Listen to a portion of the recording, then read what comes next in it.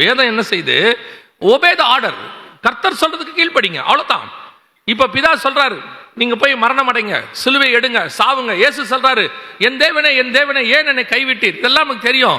ஆனால் இதுக்கு தான் இயேசு, இதுக்கு தான் நான் உன்னை படைச்சேன். உங்களை அனுப்பும் போதே, இயேசு அனுப்பும் போதே உலகத்தின் பாவத்தை சுமந்து தீர்க்கிற ரட்சகர் பிறந்திருக்கிறார். பிறக்கும் போதே சாவுக்காக தான் பிறந்திருக்கிறார். அவர் அதுக்கு தான் கிரியேஷனே. இப்ப யோசிச்சு பாருங்க, தம்மில் தாமே வசனம் சொல்லுது, பாவங்களை நீக்கிறவர் அவர் தான். அவருடைய கிரியேஷனே அதுக்காக தான். அப்படி இருக்கும் பொழுது பிதா சொல்லிட்டாரு, உங்களை அதுக்கு தான் அனுப்பிச்சு வச்சேன். பரலோகத்தில் பிதா அன்பா வளர்த்து, போங்க கீழே போங்க பூமிக்கு. என்ன பண்ணணும் ஆண்டவர்? போய் சிலுவை மரணம் அடையணும்.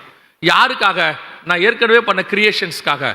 உங்களுக்காகவும் இல்லை, எனக்காகவும் இல்லை, இந்த மண்ணில் உண்டாக்குன இவங்களுக்காக நான் அவர்களை அதிகமாய் நேசிக்கிறேன்.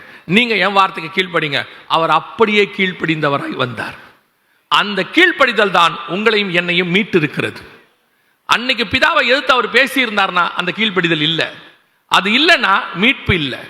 அப்போ இயேசு கிறிஸ்து கிட்ட இருந்த மிகப்பெரிய சுபாவம், வலது பாரசத்தில் உட்காரும்னா உட்காருவார், சிலுவைக்கு போனா போவார், மரணம் அடையும்னா அடைவார். ஒரு கேள்வி கேட்க மாட்டார். அவ்வளவுதான். என் பிதா எனக்கு என்ன சொல்லுகிறாரோ நான் அதை செய்கிறேன். அப்போ உயிர்த்தெழுதலுடைய சாயல் உங்களுக்குள்ள எனக்குள்ள வரணும்னா அவர் போய் பிதாவின் வலது பாரசத்தில் உட்கார்ந்தார். உங்களை ஒரு விஷயத்தை செய்ய சொன்னா செய்யுங்க. அது சரியா தப்பாங்கிற ஆராய்ச்சிக்கு போகாதீங்க.